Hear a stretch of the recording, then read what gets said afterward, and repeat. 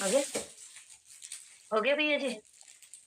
हाँ दीदी, ये थोड़ा-सा जो भी कन्फर्म कुछ भी होगा दिक्कत तो और एक बार देख कर के बता दूँगा, मुझे भी एकदम कन्फर्म नहीं हो रहा है। क्योंकि जो एक बार बोला गया है चतुर्थ काल में भी जीव एक ही बार आहार करता है दिन में। तो हो सकता है कि 3 दिन में एक बार मैं थोड़ा और देख कर के एक बार बता दूँगा, मुझे भी याद नहीं है कन्फर्म। देख कर के आपको व्हाट्सएप भैया जी अभी देख के बताऊँ बुक में? अभी हाँ, देख के बताऊँ? देख लीजिए। चलिए जब तक अपन आगे चलते हैं, ये आहार का हो गया। आहार के बाद भोग भूमि में जो थोड़ी विशेषताएँ होती हैं, वो समझ लीजिए। वहाँ पर कोई परिवार नहीं होता। भोग भूमि में किसी प्रकार का परिवार नहीं होता, बेटा-बेटी, मायका, ससुराल, चाचा-चाची, बुआ-फूआ ये कुछ भी नहीं होते हैं। क्या होता है फिर वहाँ पर? तो वहाँ पर जो दाम्पत्य रहते हैं, पति-पत्नी, पत्नी अपने पति को आर्य बोलती है और पति अपनी पत्नी को आर्या बोलता है। इस प्रकार से ये दोनों अपना जीवन यापन करते हैं। धीरे-धीरे करते-करते जब इनकी उम्र शेष 9 माह रह जाती है, उस समय जो स्त्री रहती है वो गर्भ धारण करती है। कुछ पूछना चाह रहे हैं? इतने सारे हैंड रेज़ हो रहे हैं कुछ? वंदना भैया जी, ये आहार के बारे में क्लियर करना चाह रही हूँ। बुक में अभी मैंने पढ़ा है, तो सुषमा काल में हर 3 दिन के बाद हिरडे जितना आहार लेते हैं। सुषमा काल में 2 दिन के बाद पेहड़े जितना आहार लेते हैं और सुषमा काल में 1 दिन के बाद आमले इतना आहार लेते हैं। राइट।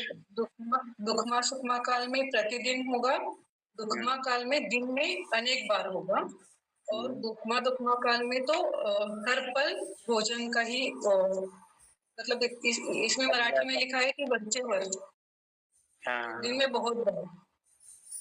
जी, जी, ठीक है, यही सही है। 3 दिन के बाद ही होगा। तुरंत कपूर के भांति सारा शरीर उड़ जाता है। और जो बच्चे होते हैं प्रथम भोग भूमि के, वे 3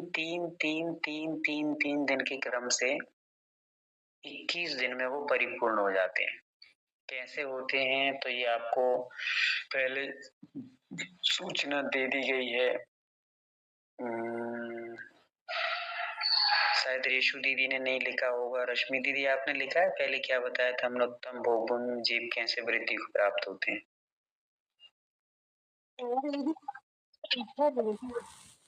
बताना पड़ेगा। कोई दिक्कत नहीं है, फिर से लिख लीजिए एक बार। फर्स्ट के जो 3 दिन होते हैं, फर्स्ट के 3 दिन में वो बच्चे अंगूठे चूसते रहते हैं। अंगूठे चूस करके थोड़े से बड़े हो जाते हैं। हो गए? फिर 3 दिन निकलने के बाद शेष 3 जो अगले वाले 3 दिन होते हैं उनमें भी बच्चे घुटने के बल चलने लगते हैं। 3 प्लस 3 6 दिन हो गए, ठीक है। फिर अगले जो 3 दिन रहते हैं उनमें बच्चे अस्थिर गमन करने लगते हैं।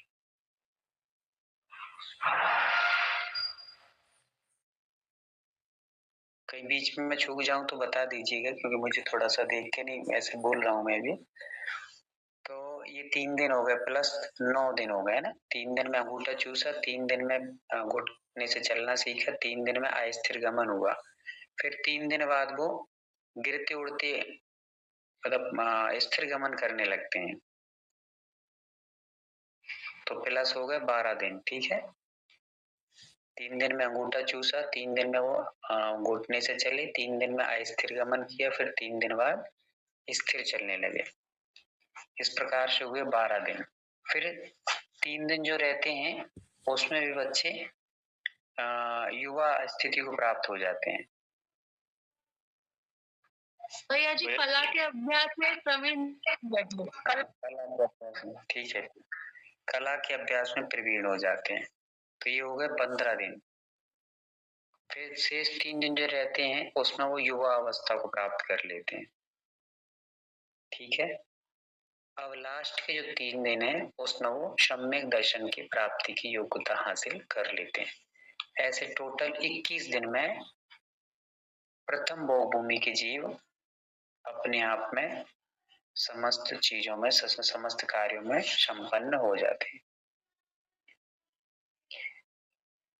अगला है मध्यम भोगभूमि। मध्यम भोगभूमि में सब यही चलता रहता है, कुछ विशेष नहीं है। बस बच्चों का जो जन्म होता है या 21 दिन में वो पूर्णता को प्राप्त कर लेते थे, यहाँ दूसरे मध्यम भोगभूमि में 35 दिन में बड़े हो जाते हैं। 5-5 दिन लगते हैं हर एक क्रिया को। रेशु दी तो समझ में आ रहा है? हाँ हाँ भैया, मैं ये पूछना चाह रही थी भैया जी कि जो क्रियाएं रहेंगी वो यही रहेंगी सारी जो उत्तर भोगभूमि में लिखाई। Okay okay okay. प्रेरणा दीदी। हाँ भैया जी। हाँ सब आ गया समझ में। रन में बैठी हो क्या? जी बेटा टीवी देख रहा है। तो बेटा टीवी देख रहा है, बहुत बढ़िया। मैंने सोचा कहीं मार्केट आर्केट करने आई हो। भैया जी बेटा अनुप्रिया दीदी आप कुछ बताएंगे? भैया जी मेरा एक बस वो लिखना छूट गया कि पुरुष को क्या आती है जमाई या छींक, स्त्री को क्या आती है? स्त्री पुरुष को जमाई आती है और स्त्री को छींक आती है। धन्यवाद। अनुप्रिया दीदी आप कुछ सुन रहे हैं? जी भैया जी। कुछ पूछना तो नहीं है, सब आ रहा है कि नहीं आ रहा है? मैंने आ रहा है, ये मैंने लिखा हुआ है पहले। बहुत सुंदर, बहुत बढ़िया। और कोई नया कौन है? विजेता दीदी। हाँ भैया जी मैंने सब कुछ लिख लिया। बहुत बढ़िया। चंदा दीदी।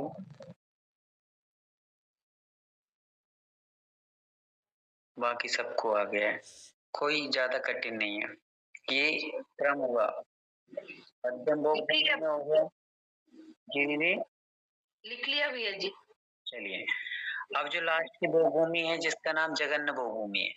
जगन्न भोगभूमि में सारी यही क्रियाएं चलेंगी। इसमें मात्र उनको 7-7 दिन लगेंगे।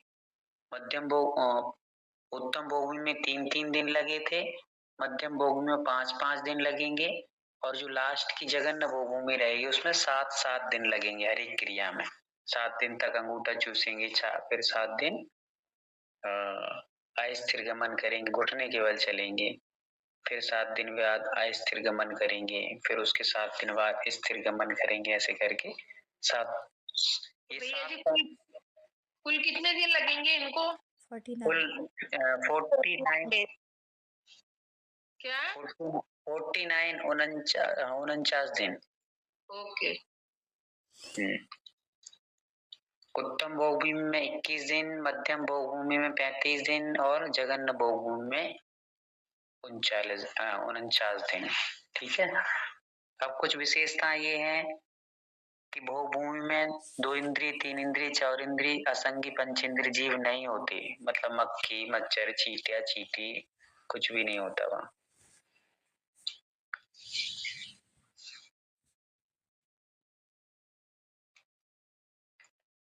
हो गया? वंदना मैडम, हाँ दीदी। वेद कल्पवृक्ष के बारे में भी बता दीजिएगा एक बार। ठीक ठीक ठीक, हो गया। ये वहां पर बारिश भी नहीं होती, आंधी तूफान भी नहीं आते। ये वायु का जीव होते हैं फिर वहाँ? जी दीदी, वायु का एक होते हैं। वायु तो सभी के लिए, ऑक्सीजन तो जरूरी है। बीच में शिक्षा दीदी आप भी बोल दिया करो, थोड़ा सा लगे कि हाँ आप सुन रही हैं, नहीं तो जी मैं सुनती हूँ सभी पूरा कुछ। नहीं बोलने में थोड़ा डिफिकल्ट होता है कि याद नहीं रहता कई चीजें। कोई नहीं है। क्या बताया था कि भोग भूमि में 2 इंद्रिय, 3 इंद्रिय और कितने इंद्रिय? 4 इंद्रिय और असंगी पंचेंद्रिय नहीं, संगी ही होते हैं सब, और पंच स्थावर भी होते हैं। चलिए पूछा जाए कौन कौन से जीव होते हैं भोगभूमि में, तो पंचेंद्रिय होते, पंचेंद्रिय संगी ही होते हैं और पंच स्थावर भी होते हैं। अब चलते हैं आगे, थोड़ा सा समझते हैं कि वहाँ के जीव करते क्या हैं और वहाँ भोजन पानी कैसे बनाते हैं, क्योंकि वहाँ पर घर द्वार परिवार नहीं होता, न किसी के घर होते, न महल होते, न अटारी होती, न कुछ नहीं होता है। तो फिर वो कैसे अपनी भूख प्यास की वेदना को शांत करते होंगे। भोग भूमि में कल्प वृक्ष होते हैं, 10 प्रकार के कल्प वृक्ष, और वे 10 प्रकार के कल्प वृक्षों में से एक एक कल्प वृक्ष की संख्या बहुत बहुत होती है। ऐसे नहीं कि 10 ही हैं बस टोटल। जैसे अपने यहाँ पर नीम का वृक्ष है तो नीम के वृक्षों का पूरा वन का वन बना रहता है, ऐसे ही वहां पर भी जो कल्प वृक्ष हैं 10 प्रकार के, वे ढेरों की संख्या में होते हैं, बहुत बहुत संख्या में होते हैं। और भोग भूमि की जीव समस्त अपनी, इनका नाम ही है कल्प वृक्ष। भोग भूमि के जीव जो भी कल्पना करते हैं उन कल्पनाओं की पूर्ति इन कल्प वृक्षों के माध्यम से पूरी हो जाती है। इसलिए कल्प वृक्षों का नाम क्या है, जिनसे कल्पना करने पर वस्तुओं की प्राप्ति हो जाती है, उसे कल्प वृक्ष कहते हैं।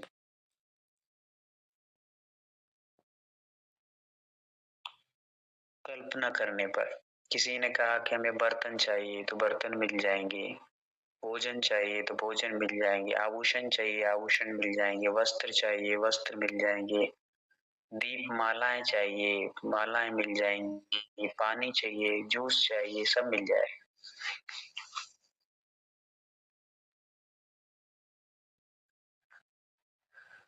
इन 10 प्रकार के कल्प वृक्षों के नाम लिख लीजिए। भैया ये कल्प वृक्ष सबके घर में लगे रहते हैं क्या? नहीं नहीं, घर ही नहीं होते, वो तो वन जैसे बने रहते हैं, वन जैसा रहता है ना जंगल, वैसे ही जंगल बने रहते हैं। तो कल्प वृक्ष में सुनाओ।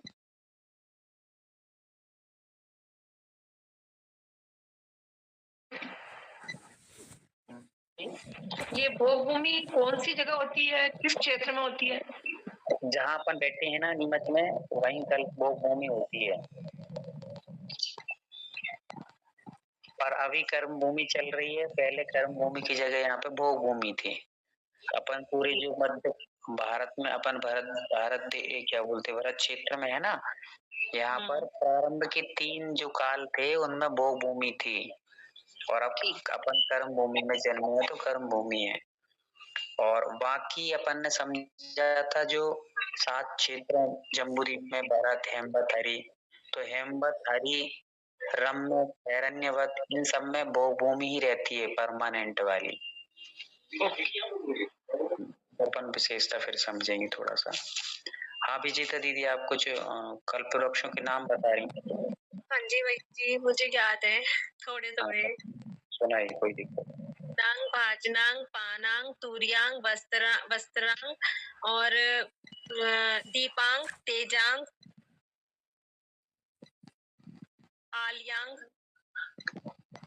बहुत सुंदर। 10 प्रकार के कल्प वृक्षों के नाम किस किस के पास नहीं लिखे हैं, एड्रेस कर देंगे। बहुत सारे लोगों के पास नहीं लिखे, लिख लीजिए, म्यूट कर लीजिए विजेता दीदी। लिख लीजिए पहले पानांग, जिनसे पानी आदि जूस आदि प्राप्त होते हैं। पानांग नाम आगे पीछे लिख सकते हैं, कोई दिक्कत नहीं है। किसी ने पहले लिख लिया हो तो किसी ने पहले भोजनांग लिखा हो तो आप कहने लगे कि नहीं पहले तो आपने भोजनांग लिखा है तो आप पानांग कह रहे हैं। तो कल्प वृक्ष के नाम आगे पीछे कोई भी लिख सकते हैं, 10 होना चाहिए बस। पहला हो गया पानांग, जिनसे पीने योग्य वस्तुएं प्राप्त होती हैं। अगला है तुर्यांग,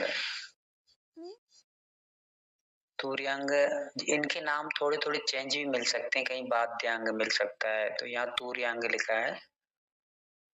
तुर्यांग का अर्थ बजाने योग्य जो वस्तुएं होती हैं वो सब मिलती हैं इनसे, ढोल धमाके गाजे बाजे सब चीजें मिलती हैं। फिर अगला पहले है, आपने वाद्यांग लिखवाया था।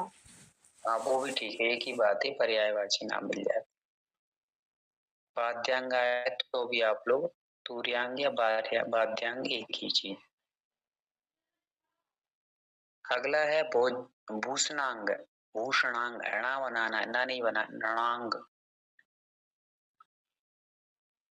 भूषणांग में आप समझ ही गए होंगे जिनसे भूषण मिलते हैं, भूषण मतलब आभूषण।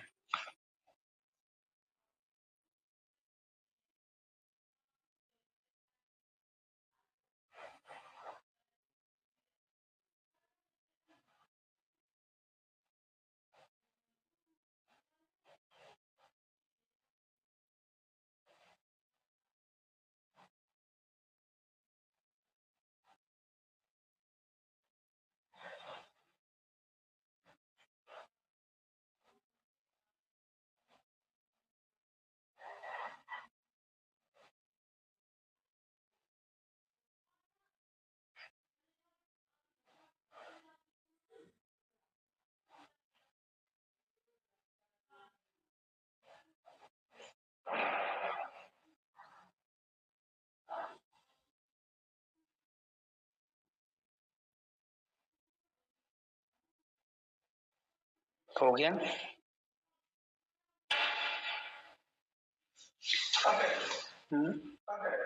कौन से? मैं नहीं है, कोई और होगा। हो गया।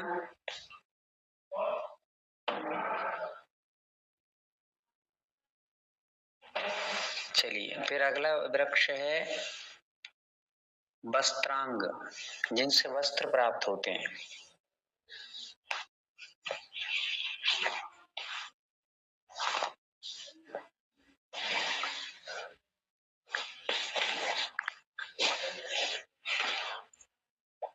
फिर है भोजनांग, जिनसे भोजन प्राप्त होता है।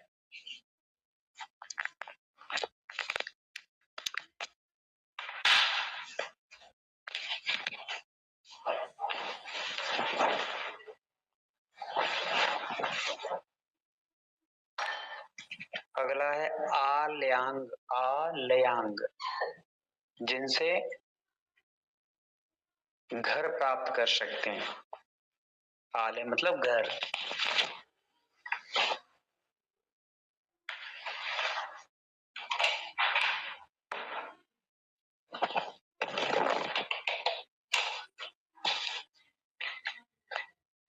अगला है दीपांग,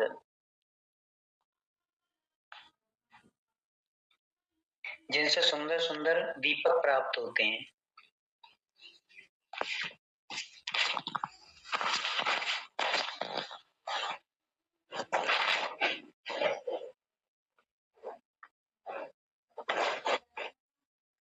हो गया।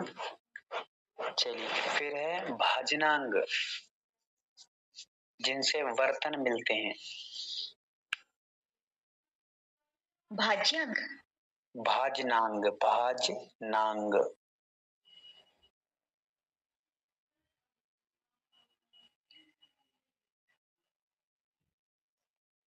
जिनसे क्या मिलते हैं? बर्तन। फिर है मालांग, मालांग, जिनसे मालाएं प्राप्त होती हैं।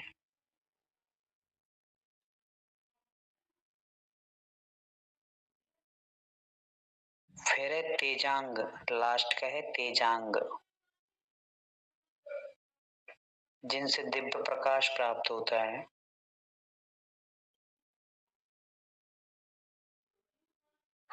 ये हो गए हैं आपके 10 प्रकार के कल्पवृक्ष।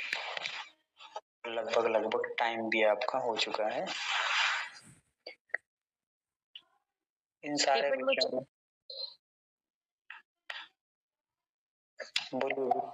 भैया जी लास्ट इनका जो कार्य मतलब इनका जो काल है ना, अच्छा चेयो का, कालों का, तो वो क्या है वो भी मुझे जानना था। मतलब कितने कोड़ी सागर के ये हैं।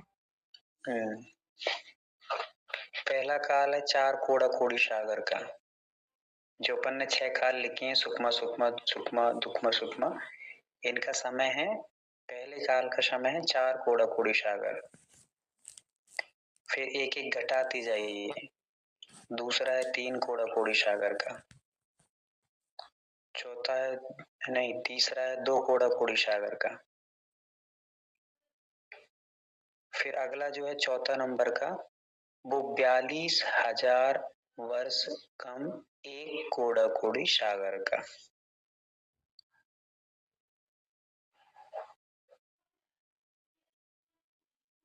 सुरभि दीदी आप वो काल चक्र का और ये वाला थोड़ा डाल देना आप उसमें ग्रुप में। जी भैया जी, अभी मैं डाल दूंगी थोड़ी देर से।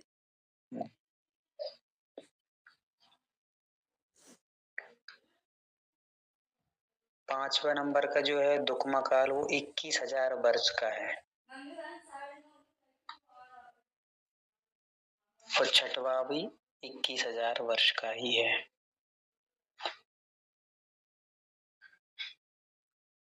इन सब का काउंट करेंगे तो 10 कोड़ा कोड़ी सागर हो जाते हैं। 6 ही कालों का टोटल समय कितना हो गया? 10 कोड़ा कोड़ी सागर। ये हो गया अवसर्पणी काल का पूरा अपन ने समझ लिया। इससे सेम उल्टा चलता है उत्सर्पणी काल। अभी अपन ने समझा था कि अवसर्पणी काल में सब चीजें धीरे धीरे घटती हैं, और उत्सर्पणी काल की परिभाषा क्या बनाएंगे, जिसमें धीरे धीरे मनुष्य और तिर्यंचों की आयु, ऊंचाई, बुद्धि आदि की वृद्धि होती चली जाती है। अब पूरा का पूरा आप उल्टा कर लीजिए इसको। भैया जी ये अभी बताए जो अवसर्पणी के बताए कि उत्सर्पणी के बताए?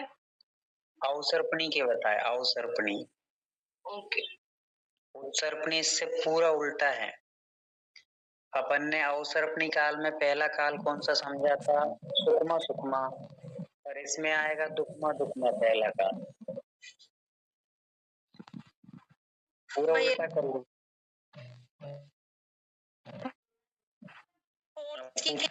ये 42,000 वर्ष कम, म्यूट कर लीजिए, 42,000 वर्ष कम 1 कोड़ा कोड़ी सागर का। चलिए रेशु दीदी आपने विपरीत में क्या लिख लिया? उत्सर्पणी काल का। जी भैया, हाँ उसमें लिखा है कि जिसमें धीरे धीरे मनुष्य और तिर्यंचों की आयु, ऊंचाई, बुद्धि की वृद्धि हो जाती है, मतलब बढ़ता जाता है इसमें। और पहला लिखा है इसमें दुखमा दुखमा लिखा है जी। फिर दुखमा काल आ जाएगा, हाँ। फिर दुखमा सुखमा आ जाएगा, उसके बाद सुखमा दुखमा, फिर सुखमा काल, फिर सुखमा सुखमा। उल्टा हो जाएगा इसका। हाँ 5 ही बताया आपने, 6 कहाँ हुए? नहीं 6 हो गए। दुखमा दुखमा काल, फिर दुखमा काल, तीसरा दुखमा सुखमा, चौथा सुखमा दुखमा, 5वां सुखमा काल, छठा सुखमा सुखमा काल।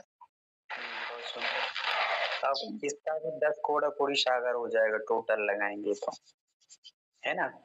ऊपर से उल्टे क्रम में अब लगाएंगे। दुखमा दुखमा काल 21,000 वर्ष का, फिर दुखमा 21,000 वर्ष का, फिर तीसरा जो काल आएगा उस समय का 1 कोड़ा कोड़ी 42,000 वर्ष का 1 कोड़ा कोड़ी सागर का, फिर 2 कोड़े कोड़ी सागर का, फिर 3 कोड़ा कोड़ी सागर का, और लास्ट का 4 कोड़ा कोड़ी सागर का।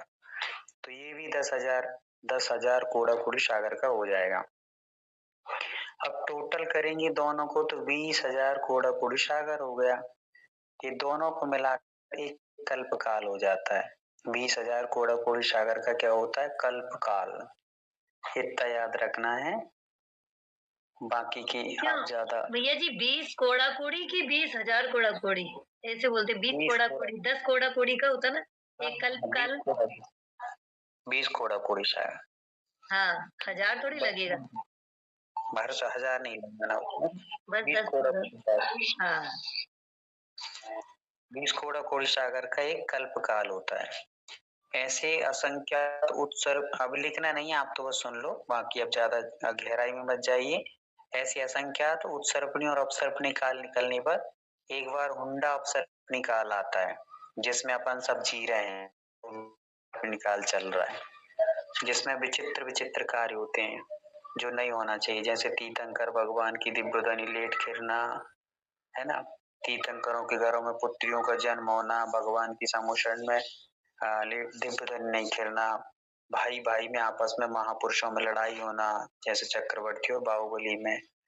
तो ये सारे काम चित्र विचित्र हैं। तो ये हुंडा अपसर्पणी काल में ऐसी विचित्र घटनाएं घटित होती हैं। ये कब आता है?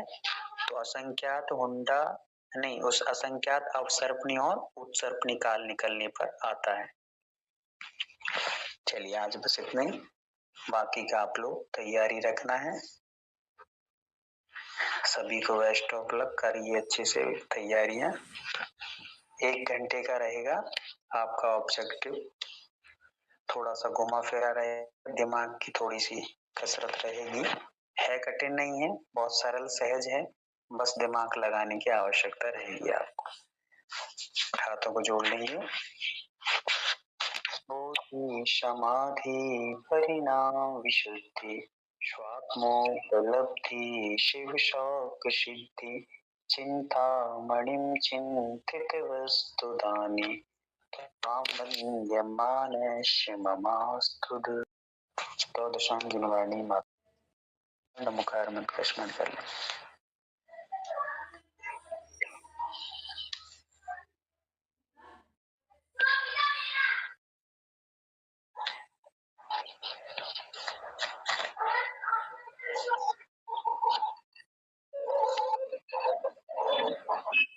वंदना भैया जी, ये ध्यान रखना है, मुझे ग्रुप बनाया है, कोई वीडियो कॉल वगैरह कर रहा है, लिंक आपको यहाँ पर नहीं डालना। म्यूट करिए, सुजाता दीदी म्यूट करिए। इसकी लिंक को आप लोग, ये क्लासों वाली लिंक किसी भी ग्रुप में बेफालतू नहीं डालना है। कोई जुड़ना चाहे उसको अलग से दे देना है। अब कोई भी जुड़ जाता है फिर ये सब कॉल मॉल करने लगते हैं, दिक्कत बनती है।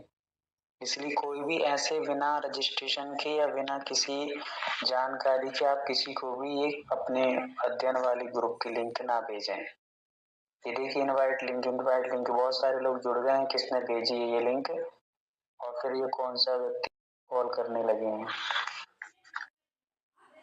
थोड़ा ध्यान रखेंगे इसको। सुरभि दीदी तुरंत हटाइए इसको, कौन है ये। सभी को जय जिनेंद्र। वंदना भैया जी, वंदना जय जिनेंद्र।